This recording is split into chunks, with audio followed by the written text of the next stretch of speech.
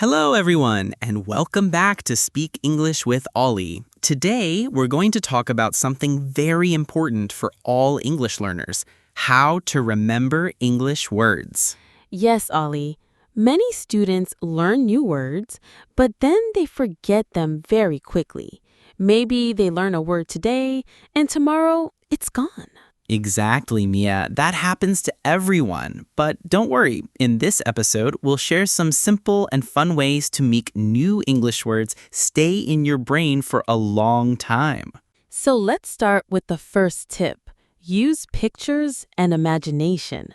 When you learn a new word, don't just read it once and forget it. Try to make a picture in your mind. For example, let's take the word apple. If you just say apple, apple, apple, maybe you'll forget it.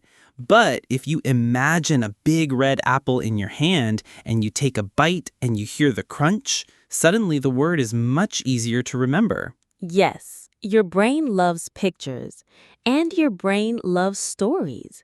So if you learn the word rain, don't just think rain. Imagine you are walking outside, it's raining, you open your umbrella, and your shoes get wet. The picture and the story will help you remember. That's right. This is called visualization. It's a big word, but it just means making a picture in your mind. When you connect a word with a strong picture or a funny story, it's almost like glue. It sticks in your memory. Let's practice together. I'll say a word, and you, listeners, imagine it in your mind. Ready? The word is dog. Okay, imagine a dog. Not just any dog. Imagine a big brown dog running in the park, wagging its tail and barking happily. Can you see it? That picture makes the word stronger in your memory. Yes, your brain loves pictures, and your brain loves stories. So if you learn the word rain, don't just think rain. Imagine you're walking outside, it's raining, you open your umbrella, and your shoes get wet. The picture and the story will help you remember. That's right. This is called visualization. It's a big word, but it just means making a picture in your mind. When you connect a word with a strong picture or a funny story, it's almost like glue. It sticks in your memory. Let's practice together. I'll say a word, and you, listeners, imagine it in your mind. Ready? The word is dog. Okay, imagine a dog. Not just any dog. Imagine a big brown dog running in the park, wagging its tail and barking happily. Can you see it? That picture makes the word stronger in your memory. Exactly. So tip number 1 for remembering English words, use pictures and imagination. Don't only read. Don't only repeat. Make the word alive in your mind. Great start, Mia. And that's only the beginning. In the next part, we'll share another powerful way to remember words, something you can use every day. Welcome back, everyone. In the first chapter, we learned that pictures and imagination can help you remember words. Now, let's move to the second tip, repetition and daily practice. Yes, repetition means saying or seeing the same word many times. You don't need to study for 3 hours in one day. It's much better to study for 5 or 10 minutes every day. Exactly. Imagine you learn the word chair. If you see the word only once, you'll probably forget it. But if you say chair, chair, chair today, and then you read it again tomorrow, and then you hear it in a TV show the next day, your brain starts to say, oh, this word is important. I will keep it. It's like exercise for your memory. The more times you lift the word, the stronger it becomes in your brain. That's a great way to put it. And you don't have to repeat words only with a notebook. You can repeat them in your daily life. For example, if you are drinking water, say, "This is water." If you see a cat on the street, say quietly, "That's a cat." It's like talking to yourself in English. Yes, and don't worry, people won't think you're strange if you say it quietly in your head. It's just practice. Another good trick is to use flashcards. Write the English word on one side and a picture or translation on the other. every day, look at the card and try to remember the meaning. And you don't need fancy flashcards. You can use small pieces of paper or even apps on your phone. Many apps are made for vocabulary practice. Let's give the listeners a short practice example.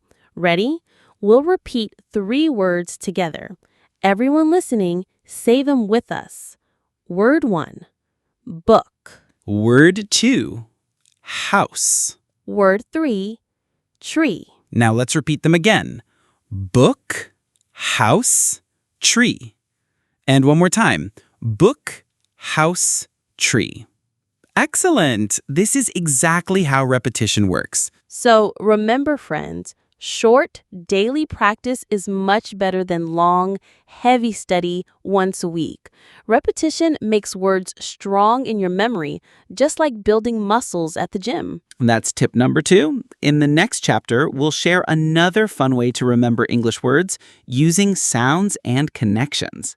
All right, friends, welcome back. So far, we learned 2 important tips. First, using pictures and imagination, and second, repetition and daily practice. Now it's time for tip number 3, using sounds and associations. Yes, sometimes the easiest way to remember a new word is to connect it to a sound you already know. For example, let's take the English word cat. You can remember it by thinking of the sound cats make. Meow, meow. Every time you hear the word cat, you can also imagine the sound in your head. That's a great example, Mia. Here's another one. The word ball. If you say it out loud, ball, ball, ball, it almost sounds round, right? You can imagine bouncing a ball and hearing the sound boing, boing. That sound helps the word stick in your brain. Yes, and sometimes you can use your own language to make a connection. For example, if you speak Spanish, the word familia sounds very close to the English word family. That makes it easier to remember. Exactly. And even if the word doesn't sound like something in your language, you can make a funny or silly connection. Let's try with the word train. Maybe you think of the choo-choo sound of a train. So now when you hear the word train, you can also hear the sound in your head. The funnier or stranger the connection, the better you'll remember it. For example, if the word is milk, you can imagine a cow saying, "Drink me." That's silly, right? But because it's silly, your brain will not forget it.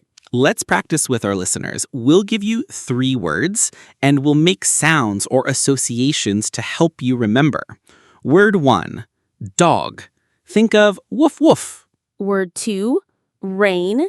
Imagine the sound pitter-patter on the window. And word 3, phone. Imagine hearing it ring. Ring, ring. Perfect. Try saying the words with us. Dog, rain, phone. And now add the sound in your mind. Woof, woof, pitter-patter, ring, ring. See? That's much easier to remember. So, tip number 3 is use sounds and associations. Connect the word with a sound, a similar word, or even a funny picture in your head. Your brain will love it. And in the next chapter, we'll share another powerful tip, using words in real sentences and conversations. That's one of the best ways to make vocabulary truly yours. Welcome back, everyone. We've already learned some amazing tricks. Use pictures, repeat words often, and connect words with sounds and associations. Now, let's talk about something very exciting, how to make learning fun. Yes, because sometimes learning can feel boring. If you only sit with a notebook and try to repeat words again and again, your brain gets tired. But when you make learning fun, your brain pays attention and you remember words much more easily. That's so true, Mia. One of the best ways to make learning fun is to use games. For example, you can play memory games. Write English words on small cards and then try to match the word with a picture. Or if you're with a friend, you can play word guessing games like I spy something blue. Oh, it's the sky. Oh, I love I Spy. And here's another idea. Use songs. When you sing, you don't just remember the words, you also remember the rhythm and the melody. For example, if you listen to a song in English and try to sing along, those words will stick in your brain for a long time. Yes, and don't worry if you don't sing perfectly. The important thing is to have fun. You can also listen to children's songs because they usually have simple words and lots of repetition. That makes them perfect for learners. Exactly. And what about movies or TV shows? That's another fun activity. You can watch your favorite show in English, and every time you hear a new word, you can write it down and try to use it later. Right. For example, if you watch a cartoon and hear the word jump, you can even stand up and jump while saying the word. Moving your body together with the word makes it easier to remember. Yes, because learning doesn't have to be serious all the time. It can be active, playful, and full of energy. The more you enjoy the process, the more your brain will remember. So tip number 5 is make learning fun with games, songs, and activities. Don't only study with books. Use music, use movement, and use play. That way, learning words feels like a game, not like hard work. And in the next chapter, we'll share another important strategy, how to review old words while still learning new ones. That balance is the secret to growing your vocabulary without forgetting what you already know. Welcome back, everyone. So far, we've talked about imagination, repetition, associations, sentences, and fun activities. Now let's talk about something very important: reviewing old words while learning new ones. Yes, because many learners make this mistake. They always focus only on new words, new words, new words, and then they forget the old ones they already learned. That's right. Imagine you plant a small flower in your garden. If you never give it water, it will die. Words are like flowers. You need to water them by reviewing them often. I love that example, Ollie. So, how do we review words in a smart way? One idea is the spaced repetition method. This means you don't review the same word every minute, but you look at it again after 1 day, then after 3 days, then after a week, and so on. Yes. For example, if you learn the word bicycle today, you can write it in your notebook. Tomorrow, you read it again. Then 3 days later, you use it in a sentence. After 1 week, you use it in a short story or in a conversation. Each time, the word gets stronger in your memory. Another tip is to mix old words with the new words. For example, if you're practicing 5 new words today, also review 2 or 3 words you learned last week. That way, your memory grows in both directions. You keep the old and add the new. Yes, it's like building a wall with bricks. If you only put new bricks on top, but don't check the ones at the bottom, the wall will fall down. But if you keep the old bricks strong and then add new ones, your wall, your vocabulary, becomes strong and tall. That's a great picture, Allie. And you don't need to review words for hours. Just 5 minutes every day is enough. Small reviews often are better than long reviews once a month. Exactly. So remember, listeners, don't forget the old words. Keep reviewing them while you add new ones. That way, you build a strong, solid vocabulary that will last for years. And in the next chapter, we'll share one final powerful tip: how to create your own personal connection with words so they become part of your life, not just part of your notebook. Welcome back, friends. In the last chapter, we talked about reviewing old words while learning new ones. Now, let's explore something that makes words even stronger in your memory: creating personal connections with them. Yes, because when a word has meaning for you, you don't forget it. If the word feels connected to your life, your family, your job, or your hobbies, your brain says, "This word is important. I will remember it." Exactly. For example, let's say you learn the word cat. If you don't have a cat, maybe you'll forget it. But if you think about your neighbor's cat or a funny cat video you saw on the internet, suddenly the word feels real. That's a great example. Or imagine you learn the word holiday. If you only memorize it from a list, maybe it disappears from your brain. But if you remember your last holiday at the beach, the food you ate, and the pictures you took, the word becomes part of your story. Yes, you can also connect words with your feelings. For example, the word happy. Don't just repeat it. Think of a moment when you felt very happy, like spending time with your best friend or getting good news. The memory and the word become one. Another tip is to write personal example sentences. Instead of writing, "the dog is big," write something from your life. "My cousin has a big dog," or "I see a big dog near my school." When the sentence is about you, you'll remember it much better. That's so true, Mia. Words don't live in the dictionary. They live in your life. The more you connect them to your real experiences, your memories, and your emotions, the more natural your English will feel. So, tip number 7 is simple but powerful. Make words personal. Don't just study them, connect them to your life. And in the next chapter, we'll bring all of our tips together and show you how to create a simple daily routine that helps you remember English words forever.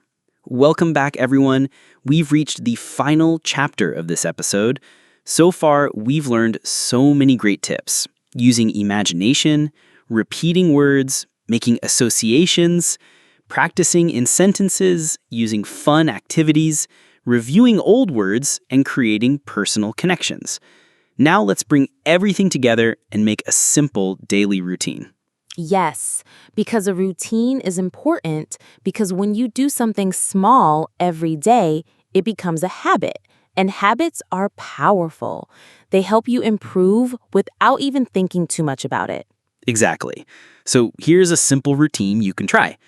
Learn 3 to 5 new words each day. Don't try to learn 50. Small steps are better. Say them out loud. Repeat them a few times so your mouth and ears remember. Write a personal sentence for each word. Make it about your life. Review yesterday's words, just a quick check. And play with the words. Use a game, a song, or even a short conversation with a friend. That sounds easy and fun. And the best part is it doesn't take much time, maybe only 10 or 15 minutes a day. But if you do this every day, in 1 month, you could learn more than 100 words and really remember them. That's right. The secret is not learning fast, it's learning consistently. Little by little, step by step, your vocabulary will grow. So, friends, remember, don't only focus on the dictionary or long lists of words. Use these 8 tips, follow your daily routine, and you'll see how quickly your English improves. Well, that's the end of today's episode, How to Remember English Words. We hope these tips help you make English learning easier, more fun, and more effective. And if you enjoyed this episode, stay with us for the next one. We'll continue learning English together, step by step. Until then, keep practicing, keep smiling, and remember, every word you learn is a new key to open the world.